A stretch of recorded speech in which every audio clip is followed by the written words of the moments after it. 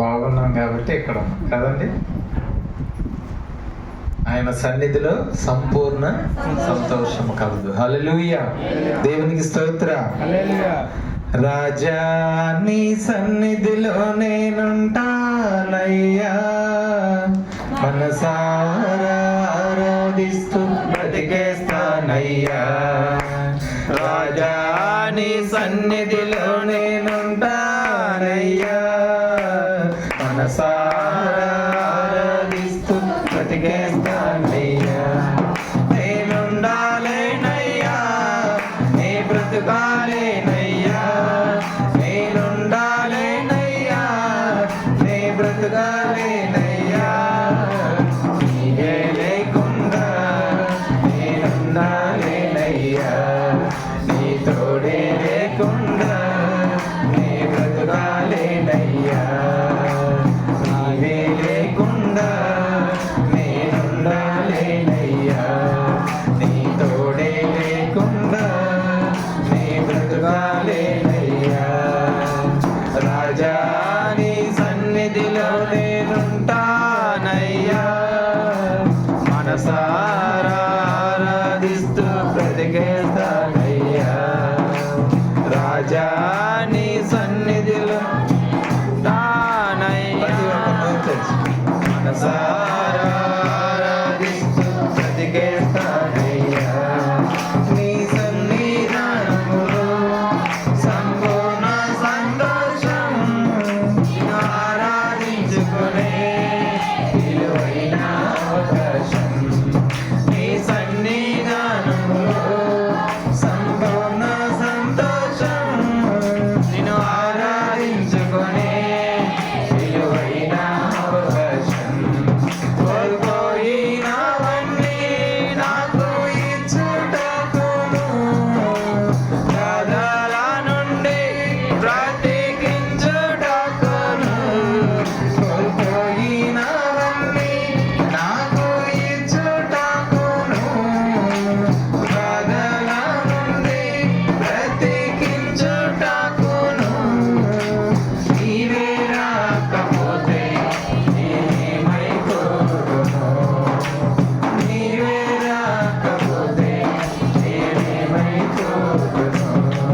నేనుండాలేనయ్యా, నీ బ్రతుకాలేనయ్యా, నేనుండాలేనయ్యా, నీ బ్రతుకాలేనయ్యా.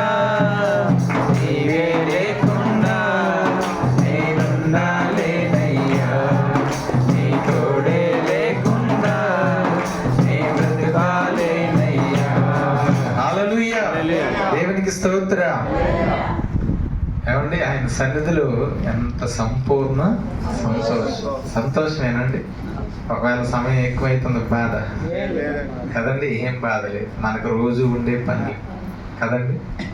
మీకంటే ఎక్కువగా మాకు కూడా ఉన్నాయి. కానీ మనమందరం కూడా ఈ లోకాన్ని విడిచిపెట్టి కదండి దేవుని సన్నిధిలో దేవుని దగ్గరికి వచ్చాం. ఉపవాసం అంటే ఏంటి? దేవునితో సహవాసం చేయటమే. చాలా మంది భక్తులు కూడా దేవునితో సహవాసం చేయటానికి కొన్ని పనులు వదిలేసుకున్నారు, విడిచిపెట్టారు. చూడండి, కొన్ని సందర్భాల్లో అంటే బంధువులను విడిచిపెట్టారు, భార్య భర్తను విడిచిపెట్టింది కదండి, బిడ్డలను విడిచిపెట్టారు. ఇప్పుడు పనులను కూడా, ఇప్పుడు మనం కూడా అంతే కదండి. మనం విడిచిపెట్టలేదా? విడిచిపెట్టబట్టే రాగలిగా. విడిచిపెట్టిన వాళ్ళు రాలేదు కదండి. విడిచిపెట్టి రాగలిగిన, విడిచిపెట్టిన వాళ్ళు రాలేదు. కాబట్టి దేవునితో సహవాసం, ఉపవాసము అనండి కదండి.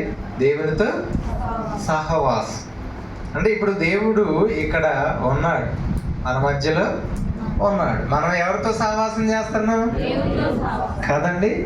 దేవునితో సహవాసం చేస్తున్నాం. దేవుడు ఉన్నాడు, మనము దేవునితో ఉన్నాం, మనతో దేవుడు ఉన్నాడు. హల్లెలూయా, దేవునికి స్తోత్రం. కాబట్టి ఇప్పుడు ఇక్కడ ఉండటానికి గల కారణం ఏంటంటే మనం పోగొట్టుకున్న మొత్తం కూడా మరలా పొందుకోవడం కోసం. తమ్ముడు చక్కగా వాక్యాన్ని వివరించాడు, చక్కగా వివరించాడు. కదా. ఏం కావాలి? జ్ఞానం గురించి కదండి. జ్ఞానాన్ని దేవుణ్ణి అడగాలి, ఇంకొకటి కూడా అడగాలి కదండి. అంటే దేవుని దగ్గర దేవుడు ఇచ్చేయి మనము అడగాలి.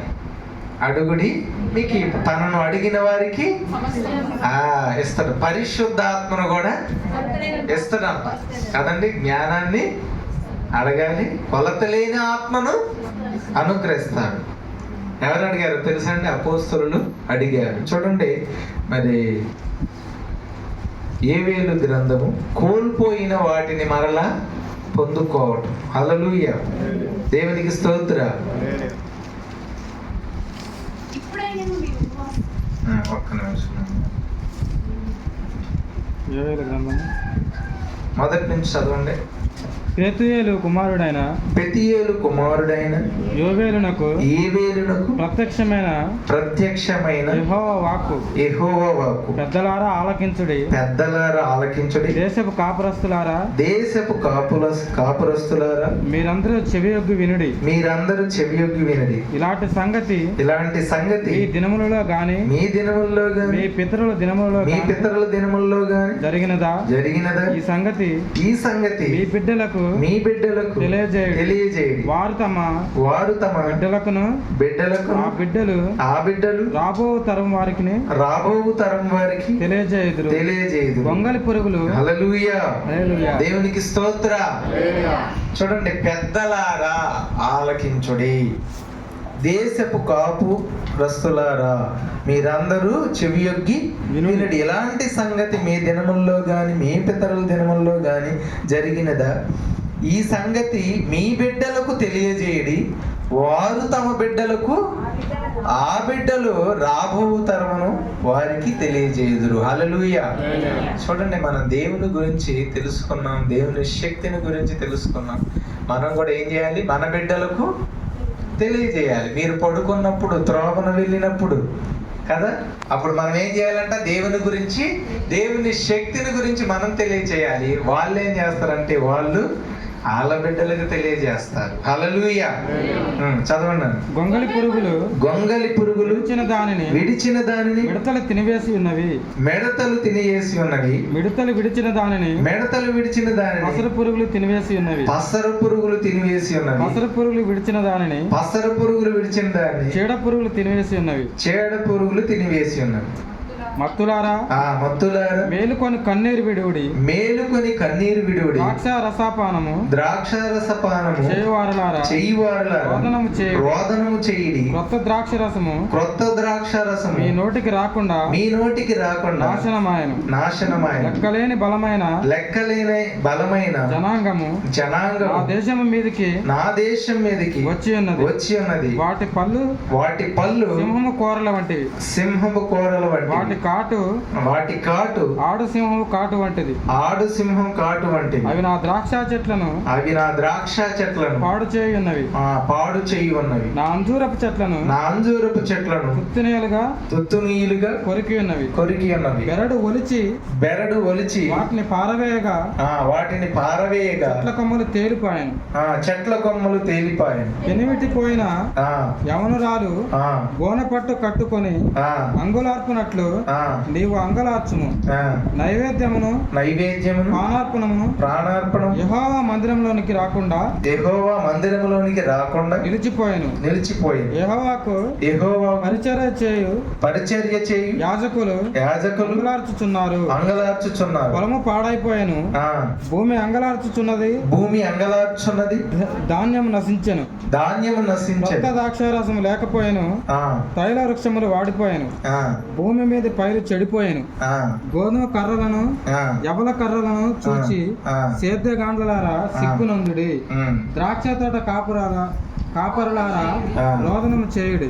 ద్రాక్ష చెట్లు చెడిపోయాను, అంజూరపు చెట్లు వాడిపోయాను. దానిమ్మ చెట్లను, ఈత చెట్లను, జల్దరి చెట్లను, తోట చెట్లను వాడిపోయినవి. నరులకు సంతోషమేమీ లేకపోయాను. యాజకులారా గోనెపట్ట కట్టుకొని అంగలార్చుడి. ఉమ్, బలిపీఠం వద్ద పరిచర్య చేయువార్లారా రోదనము చేయుడి. నా దేవుని పరిచారకులారా గోనెపట్ట వేసుకొని రాత్రి అంతయు గడుపుడి. నైవేద్యమును పానార్పణమును మీ దేవుని మందిరమునకు రాకుండా నిలిచిపోయాను. ఉపవాస దినము ప్రతిష్ఠించుడి, వ్రత దినము ఏర్పరచుడి. యెహోవాను బతిమాలుకొనుటకై పెద్దలను దేశములోనికి జనులందరికీ మీ దేవుడైన యెహోవా మందిరంలో సమకూర్చుడి. ఆహా, యెహోవా దినం వచ్చెనే, అది ఎంత భయంకరమైన దినం. హల్లెలూయా, దేవునికి స్తోత్ర. ఇక్కడ దేవుని వాక్యం ఏం సెలవిస్తుందంటే, ఈ పరిస్థితుల్లో ఉన్నారు కాబట్టి మీరేం చేయాలి అని అంటే ఉపవాస దినము ప్రతిష్ఠించుడి, వ్రత దినము ఏర్పరచుడి. హల్లెలూయా. చూడండి, ఎక్కువ శాతం ఈయన మీటింగులైనా, మంచిగా ఏదైనా ఉద్యోగ కోడికలైనా, ఏదైనా అక్కడ ఫంక్షన్ కార్యక్రమాలు, పెళ్ళిళ్ళు, లేకుంటే ఇవన్నీ జరుగుతూ ఉంటాయి. చూడండి, భోజనాలు జరిగే అవి ఉంటాయి చూడండి, అక్కడికైతే ఎంతమంది జనాలు వస్తారు, ఎంత సంతోషం. ఆ సంతోషంలో అంటే పాలు పొందులు పంచుకుంటారు, కానీ ఇక్కడికి రావడానికి ఏర్పాటు చేసినప్పుడు కదండి. అందుకనే ఇప్పుడైనను ఇకనైనను ఉపవాసం ఉండి, ఎంత జరుగుతున్నా కానీ, అన్ని ఘోరమైన పరిస్థితులు ఉన్నప్పటికీ కూడా ఇంకా వాళ్ళు ఏం చేస్తున్నారు? దేవుని దగ్గరికి రాట్లా, దేవుని సావాసాన్ని కోరుకోవట్లా, ఇంకా ఈ లోకంలోనే కలిసిపోతున్నారు. అంత జరుగుతున్నా కానీ చాలా మంది అండి ఆ ఘోరమైన పరిస్థితులు వచ్చినప్పటికి కూడా, దేవుడు మాట్లాడుతున్నప్పటికి కూడా వాళ్ళు దేవుని సన్నిధికి రారు. సంతోషించే ఆ ప్రాంతంలోకి వెళ్తారు కానీ కదండి. ఇప్పుడు ఇక్కడ నుండి దేవుణ్ణి బతిమాలుకుంటే, దేవుని దగ్గరకు వస్తే కదండి, మన జీవితాల్లో దేవుడు ఎంతో గొప్ప కార్యాలు చేస్తాడు.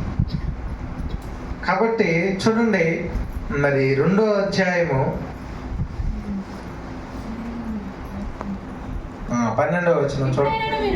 ఇప్పుడైనను మీరు ఉపవాసం ఉండి కన్నీరు విడుచుచు దుఃఖించుచు మనస్పూర్వకంగా తిరిగి నా యొద్దకు రండి. హల్లెలూయా, దేవునికి స్తోత్ర. ఇప్పుడైనను ఇకనైనా ఇంకా ఎప్పటికైనా దేవుడు రమ్మంటున్నాడు, ఏ పరిస్థితిలో ఉన్నప్పటికి కూడా. కానీ మనమే నా క్యాడర్ ఖాళీగా ఉంది, నా క్యాడర్ టైం ఉంది అని మనము కదండి మానేస్తాం. ఎక్కడికండి? దేవుని దగ్గరికి ఆయన పిలుస్తున్నాడు.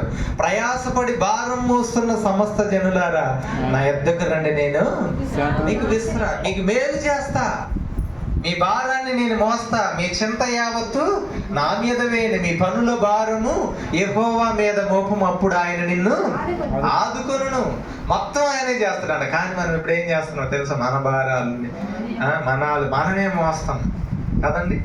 దేవుని మీద వేస్తే ఖచ్చితంగా దేవుడే మోస్తాడు కదండి. మన భారాలని, మనకున్న వాటిని అన్నిటిని కూడా మనం ఆయన మీద వెయ్యాలి. కానీ మనం ఏంటంటే ప్రయాసపడుతున్నాం, మనం ఎంతో పోరాడుతున్నాం కానీ దొరకట్లేదు. మీరు ఆశించుచున్నారు కానీ దొరకట్లేదు. కాబట్టి ఇప్పుడైనా నీకు రండి అంటే దేవునితో సహవాసం. నిజంగానే మనం ఈ లోకంలో చూడండి, ఆదివారం వచ్చింది, శనివారం వచ్చింది, ఏదో నామకారణంగా ప్రార్థనకి వెళ్ళటం రావడం, ఆదివారం వచ్చిందని ప్రార్థనకి వెళ్ళటం, ఇక ఇలాంటివే జరుగుతూ ఉంటాయి కదండి, ఇక రొటీన్గా. కానీ ప్రత్యేకంగా మనము దేవుని సన్నిధిలో ఉండటం ఇదేనండి. అందుకని యోనా ప్రకటించినప్పుడు, ఇప్పుడు దైవ సేవకులు ప్రకటించారు. ఎంతమంది అది అంటే దేవుని మాటగా ప్రకటించారు? ఎంతమంది విధేయత చూపించారండి? అదండి కొంతమంది రాలేకపోయారు కదండి. కాబట్టి ఇక్కడ చూడండి, మరి యోనా గ్రంథంలో చూసినట్లయితే అక్కడ దేవుడు యోనాతో చెప్తున్నాడు, నినివే పట్టణానికి పోయి మీకు దుర్గతి కలుగునని ప్రకటించమని చెప్పినప్పుడు ఏం చేశాడు? మరలా దేవుడు ఆయన వెళ్ళకపోయినా కానీ పంపించి ప్రకటించినప్పుడు వాళ్ళు ఏం చేశారో చూడండి. 3వ అధ్యాయం అంతటా యెహోవా వాక్కు అంతటా యెహోవాకు రెండవ మారు యోనాకు ప్రత్యక్షమై ఆ, సెలవిచ్చినదేమనగా, ఆ. నీవు లేచి నినేవే మహాపురమునకు పోయి ఆ, నేను నీకు తెలియజేయ సమాచారం దానికి ప్రకటన చేయము. ఆ, కాబట్టి యోనా లేచి యెహోవా సెలవిచ్చిన ఆజ్ఞ ప్రకారము ఆ. నినేవే పట్టణమునకు పోయెను. ఉమ్, నినేవే పట్టణము దేవుని దృష్టికి గొప్పదై 3 దినముల ప్రయాణమంతా పరిమాణం గల పట్టణము. ఉమ్, యోనా ఆ పట్టణంలో ఒక దిన ప్రయాణం అంత దూరం సంచరించు ఉమ్. ఇక 40 దినమునకు నివేన పట్టణం నాశనమగునని ప్రకటన చేయగా, ఆ. నినేవే పట్టణపు వారు దేవుని యందు విశ్వాసం ఉంచి హల్లెలూయా. దేవునికి స్తోత్రం. ఒక మాట ప్రకటించగానే వాళ్ళు దేవుని యందు విశ్వాసం ఉంచి ఉపవాసం ఆ, కదండి, కనులేమి అల్పులేమి వాళ్ళకి దేవుని గురించి అస్సలే తెలియదు. నినివే పట్టణస్తులకు అసలు దేవుని గురించి తెలియదు. కానీ తెలుసుకున్న వాళ్ళకి ప్రకటిస్తే రాలేకపోతున్నారు కదండి. తెలుసుకున్న వాళ్ళకి ప్రకటించినా కానీ రాలేకపోతున్నారు. కానీ వాళ్ళు ఏం చేశారు తెలుసా? చూడండి. ఆ సంగతి నినేవే రాజునకు వినపడినప్పుడు అతడును తన సింహాసనం మీద నుండి దిగి తన రాజవస్త్రమును తీసివేసి గోనెపట్ట కట్టుకుని బూడిద కూర్చుండెను. మరియు రాజైన తానును ఆయన మంత్రులను ఆజ్ఞయ్యగా, ఒకవేళ దేవుడు మనస్సు త్రిప్పికొని పశ్చాత్తాపుడైన మనము లయం కాకుండా తన కోపాగ్ని చల్లార్చుకొను గనుక మనుషులు ఏదియు పుచ్చుకొనకూడదు. పశువులు గాని ఎద్దులు గాని గొర్రెలు గాని మేత మేయకూడదు, నీళ్లు త్రాగకూడదు. మనుషులందరూ తమ దుర్మార్గములు విడిచి తాము చేయి బలత్కారములను మానివేయవలను. మనుషులేమి పశువులేమి సమస్తమును గోనె పట్ట కట్టుకొనవలను. జనులు మనస్పూర్వకంగా దేవుణ్ణి వేడుకొనవలెనని దూతలు నినివే పట్టణములు. హల్లెలూయా. దేవునికి స్తోత్ర. చూడండి, మనస్ఫూర్తిగా. కానీ మనం ఇక్కడ ఉన్నాం కానీ మనస్ఫూర్తిగా ఉన్నామా? ఇది అయిపోయిన తర్వాత ఈ ఒక పనులు ముందే ఫిక్స్ అయిపోయినాయి. ముందే అవునా కాదు? ముందే ఫిక్స్ అయిపోతాయి. ఫస్ట్ ప్రార్థనకు వచ్చేటప్పుడు అన్ని అయిపోయిన తర్వాత. కానీ వాళ్ళు ఏం చేశారండి? విడిచిపెట్టి అసలు మంచినీళ్ళు కూడా మనం లీటర్లు థమ్సప్లు కదా, రసనాలు, ఫ్యాంటాలు, మంచినీళ్ళు, మజ్జిగలు వాళ్ళు కదా ఇవన్నీ తాగుతా ఉన్నారు. కానీ అప్పుడు పరిస్థితులు కొద్దిగా అప్పుడున్న జనాలను బట్టి వాళ్ళు ఉమ్మి కూడా మింగేవాళ్ళు కాదంట, అంత కఠినం. ఇప్పుడు దేవుడు కనికరం కలిగిన దేవుడు, సరే ఎట్లా గట్ట చెయ్యండి కదా. కొత్త నిబంధనలోకి వచ్చేసిన తర్వాత మొత్తం మారిపోయింది కదండి. అందుకని మీ దేవుడైన యెహోవా అత్యంత కృపగలవాడును, శాంతమూర్తియు, కరుణావాత్సల్యము గలవాడును, తాను ఉద్దేశించిన కీడు చేయక పశ్చాత్తాపం. కనుక ఏం చేయాలి? భారం మోయమంట, ఏదైనా చేయమంట, దేవుని సన్నిధిలోకి వచ్చి మోకరించి ప్రార్థన. ఏమండి, ఇది ఏమన్నా కష్టమా? కష్టం కాదు. అయినా కానీ ఎంతో కష్టం. సాతానుడు ఏం చేస్తాడంటే దీన్నే కష్టంగా చేయాలి. ఇప్పుడు ఎండలో బండ సాకిరి చెయ్యమంటే అసలు చెమట్లు జారిపోతాయి, బండ్ల తడిసిపోద్ది, అవునా కదా, నడువు నొప్తా ఉంటది. అయినా సరే ఎంతో పాకులాడతాం. కష్టమైన దాన్ని చేస్తాను, కష్టం కాని దాన్ని. ఇప్పుడు ఇక్కడ కూర్చోనుండి చక్కగా దేవుణ్ణి బతిమాలడటం, ప్రార్థన చేయటం, సింపుల్ దాన్నే పెట్టిండు. మీ మీద భారాలు పెట్టనని అన్నాడు. మన భారాన్ని కదండి. పాప భారముతో వచ్చాను, నీ సిలువ దర్శనమే చూశాను. పాప భారముతో వచ్చాను, నీ సిలువ దర్శనమే చూశాను. కాచిన రుధిరమే నా పాపము కడిగెను, కాచిన రుధిరమే నా పాపము కడిగెను. నీతిగను చేసిన నిన్నే నేను చూశాను, నీతిగను చేసిన నిన్నే నేను చూశాను. రాజా మహారాజా నిన్ను చూడ వచ్చానయ్యా.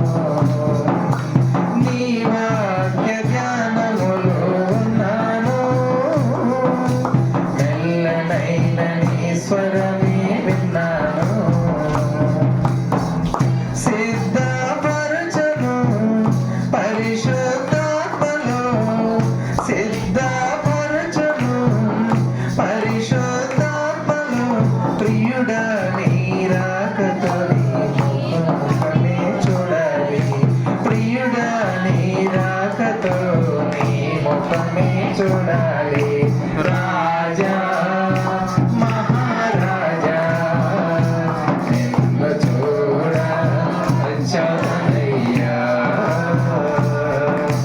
రాజా మహారాజా నిన్ను చూడ వచ్చానయ్యా. హల్లెలూయా. దేవునికి స్తోత్రం. మనం ఎందుకు వచ్చామండి? ఆయన చూడటానికి వచ్చాం, ఆయన స్వరాన్ని వినటానికి వచ్చాం, ఆయన ఆత్మను పొందుకోవటానికి వచ్చాం, ఆయన వాక్యాన్ని వినటానికి వచ్చాము. హల్లెలూయా. దేవునికి స్తోత్రం. చూడండి, ఇంకా ఏంటంటే ఆయన శక్తిని పొందుకోవటానికి వచ్చాము. హల్లెలూయా. దేవునికి స్తోత్రం. చూడండి, అపోస్తలులు అడిగారు. ఈ నినివే పట్టణపు వారు ప్రార్థించి అడిగినప్పుడు ఏం చేశాడు దేవుడు? ఏం చేశాడండి? లయం చేయకుండా. చూడండి, మనము కూడా ఇక్కడికి రావటం వల్ల ఏంటో తెలుసా ప్రయోజనం? మన కుటుంబానికి ప్రయోజనం, మన ప్రాంతానికి ప్రయోజనం, మన గ్రామానికి ప్రయోజనం, మన జిల్లాకి ప్రయోజనం, మన రాష్ట్రానికి, మన దేశానికి కూడా ప్రయోజనము. హల్లెలూయా. నువ్వు ఎక్కడ ఉత్తిగా కూర్చోలేదండి అనుకోవచ్చు.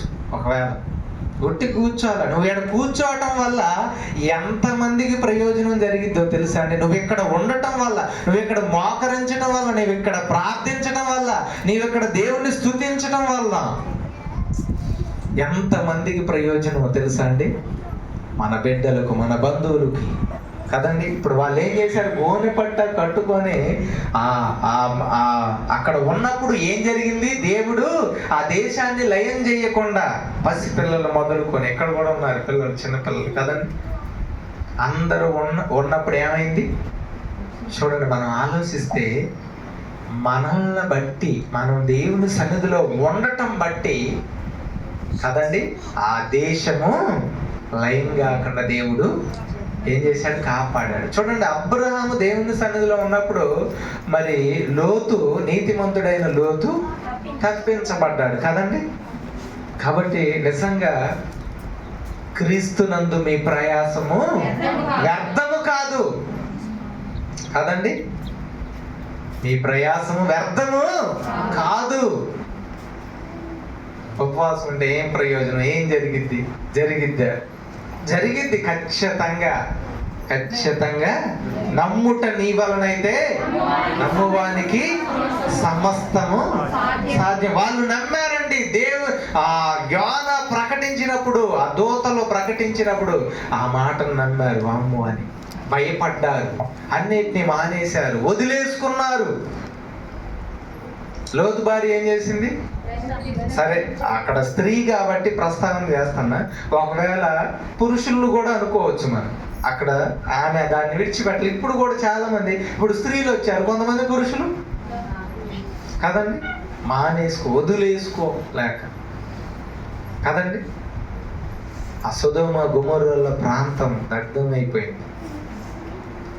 ఇంకా లోతు యెహోవా సన్నిధిలోనే ఉన్నాడంట, తడువు చేస్తున్నారు, కానీ దేవుని దూతలు వచ్చి రక్షించారు. కాబట్టి మనం ఇక్కడ ఉండటం వల్ల అనేకులకి ఆశీర్వాదకరం, ప్రయోజనకరము కదండి. ఇక్కడ ఉండటం వల్ల నువ్వు ఉట్టిగా అని అనుకోవాల్సిన అవసరం లేదు.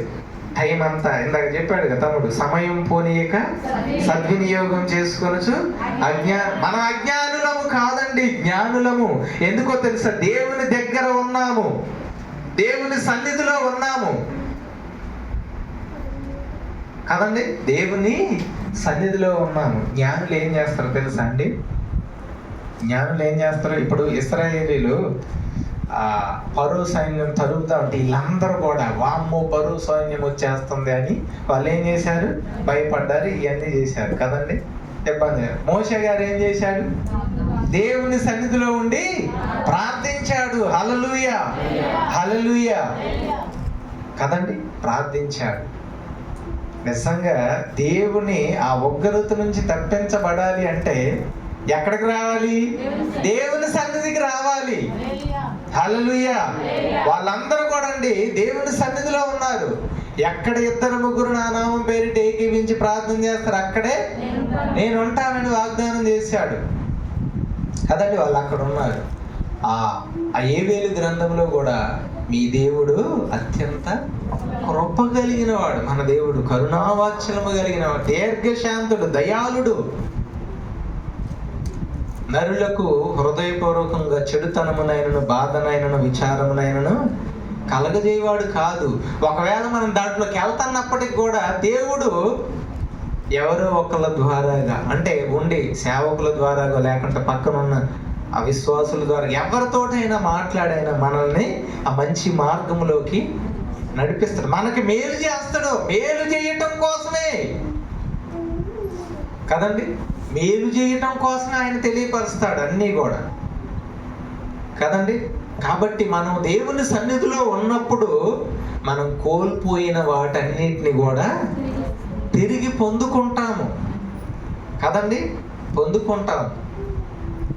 కొన్ని దొరుకుతాయి, అందుకని అడగండి పోయిన వాటిని అని తమ్ముడు చెప్పినట్టు కార్లు ఇవన్నీ కాదు. సర్వస్వం కోల్పోతిని, ఏమి లేని వాడనైతిని,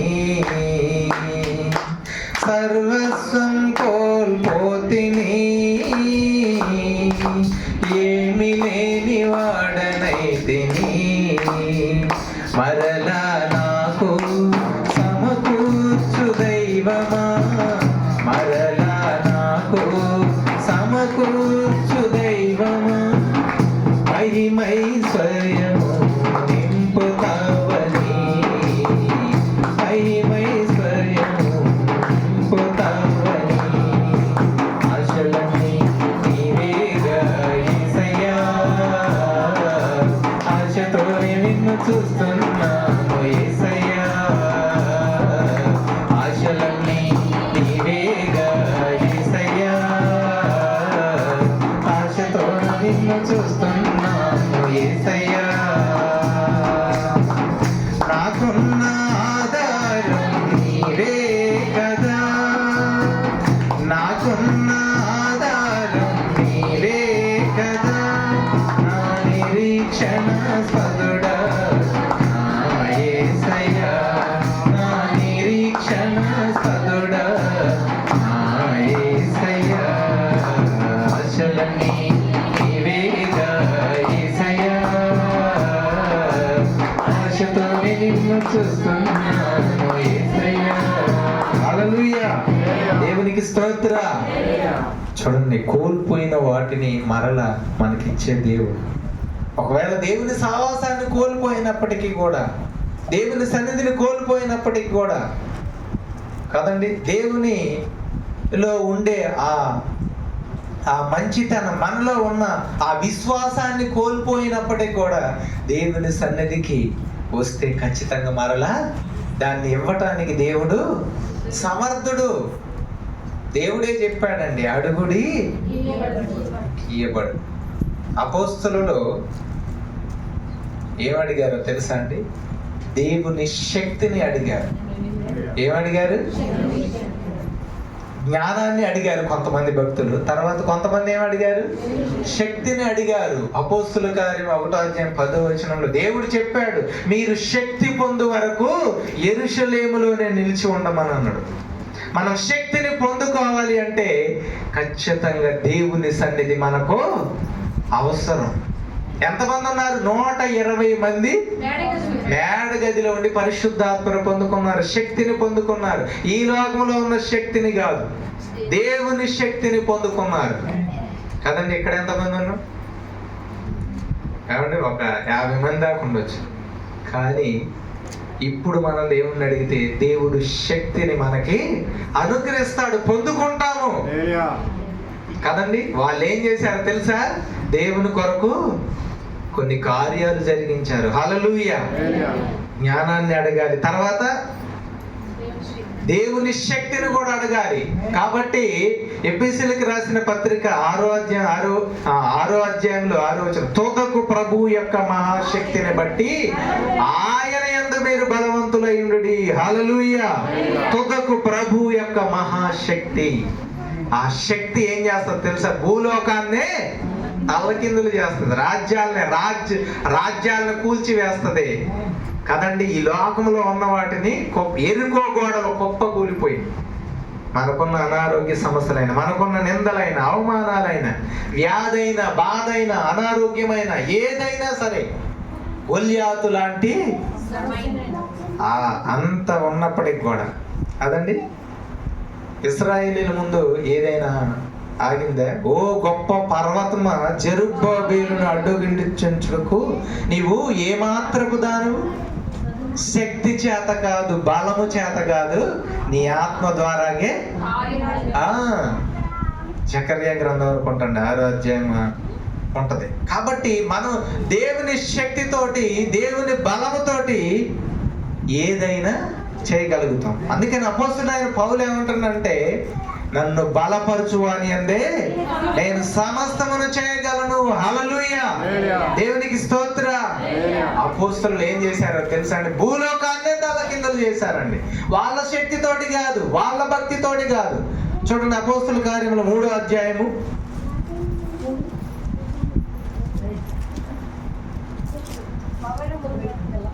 అపోస్తల కార్యం 3వ అధ్యాయము. అక్కడ ఆ శృంగారమైన దేవాలయం దగ్గర 40 సంవత్సరాల నుంచి పుట్టినది మొదలుకొని కుంటివాడైన ఒక మనుషుడు మోసుకొని పోబడుచుండెను. వాడు దేవాలయములోనికి వెళ్ళువారిని భిక్షమడుగుటకు కొందరు ప్రతిదినము వానిని శృంగారమును దేవాలయపు ద్వారమునొద్ద ఉంచుచూ వచ్చేది. పేతురును యోహానును దేవాలయములో ప్రవేశింపబోవునప్పుడు వాడు చూచి భిక్షమడుగుగా పేతురును యోహానును వానిని తేరి చూచి మా తట్టు చూడమనిది. వాడు వారి యొద్ద ఏమైనా దొరుకునని కనిపెట్టుచు వారి యందు లక్ష్యముంచెను. అంతటా పేతురు వెండి బంగారములు నా యొద్ద లేవు గాని నాకు కలిగినదే నీకిచ్చుచున్నాను. నజరేయుడైన యేసుక్రీస్తు నామమున నడవమని చెప్పి వాని కుడి చెయ్యి పట్టుకొని లేవనెత్తెను. వెంటనే వాని పాదములను చీలమండలను బలము పొందెను.